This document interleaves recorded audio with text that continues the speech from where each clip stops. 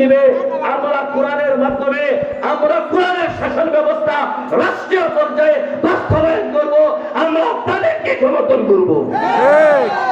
আর যারা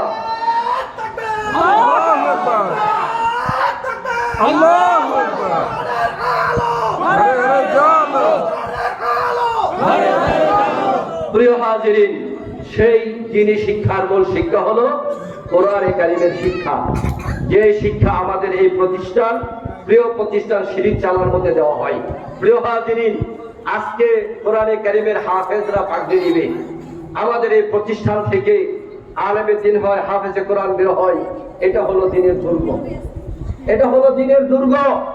আমরা আমাদের বেঁচে থাকার জন্য জীবন অক্সিজেনের প্রয়োজন হয়, ঠিক তেমনি ভাবে ইসলাম এই জমিনে টিকে থাকার জন্য আমাদের জন্য কওমি মাদ্রাসার প্রয়োজন আছে। এই জমিনে দিন টিকে থাকার জন্য কওমি মাদ্রাসার প্রয়োজন আছে। মুহতারাম হাজিরিন, আজকে হাফেজের মাথার মধ্যে কোরআনে কারীম হেফজ করার কারণে তাদেরকে পাগড়ি প্রদান করা হবে। প্রিয় হাজিরিন, এই পাগড়ি প্রদান করবে কেন? তারা কোরআনে কারীমের হাফেজ হয়েছে। আপনারা কি জানেন হাফেজ হওয়ার ক্ষেত্রে কি পরিমাণ শ্রম, কি পরিমাণ কষ্ট তাদের করতে হয়? আপনারা বলুন তো। কাজী নজরুল ইসলাম, তার অনেক বই আছে। রবীন্দ্রনাথ ঠাকুর, তার অনেক বই আছে, আছে না নেই? দুনিয়াতে কোনো মানুষকে দেখাতে পারবেন কোরআনে কারীম ছাড়া আর কোনো ছোট্ট থেকে ছোট্ট কোনো বই একেবারে শুরু থেকে শেষ পর্যন্ত মুখস্থ করেছে এমন কাউকে দেখাতে পারবেন? কেউ কোথাও নাই। দুনিয়ার কোনো বই এমন নেই যে মানুষ মুখস্থ করেছে।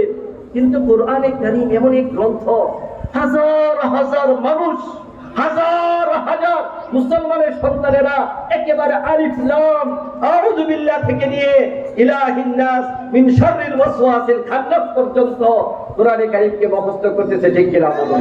মুহতারাম হাজিরিন, হায় হায়, এই কোরআনে কারীমের শিক্ষার মাধ্যমে হাফেজে কোরআন দুনিয়াতে সম্মানী হচ্ছে, কবরের মধ্যে সম্মানিত হবে, পরকালের মধ্যে তার সম্মান থাকবে। ঠিক কিনা বলুন? মুহতারাম হাজিরিন, দুনিয়াতে সম্মান কিভাবে? আপনি ইমামতি করতে যাবেন, হাফেজে কোরআন যদি থাকে তার ইমামতি আগে সে আগে ইমামতি করবে। যদি কোনো মানুষ একসাথে মারা যায়, অনেকগুলো মানুষ, গণ কবর দিতে হবে, হাফেজে কোরআনের লাশটাকে আগে নামাতে হবে।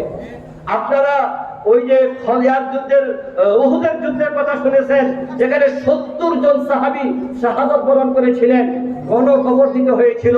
আল্লাহ রাসূল বলে দিয়েছিলেন যে হাফেজে কোরআন হবে তাকে আগে কবরে নামাবে। কেন নামাবে?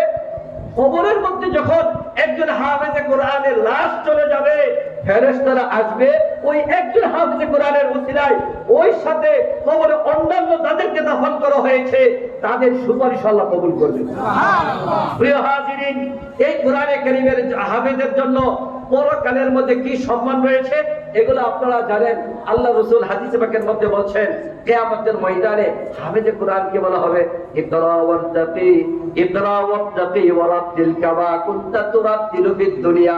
হে হাফেজে কোরআন, তুমি কোরআনকে পড়তে থাকো আর জান্নাতের একটা একটা সিঁড়ি উঠতে থাকো। তুমি কোরআনকে পড়তে থাকো আর জান্নাতের একটা একটা সিঁড়ি উঠতে থাকো। ফা ইন্না মানজিলাতাকা ইনদা আখিরি আয়াতিন তালাউত। তোমার শেষ ঠিকানা হবে তুমি কোরআনে কারীমের আয়াত তেলাওয়াত করতে করতে যেই জায়গায় তোমার আয়াত পড়া শেষ হয়ে যাবে ওই জান্নাতের সর্বোচ্চ জায়গায় তোমার ঠিকানা হবে। সুবহানাল্লাহ।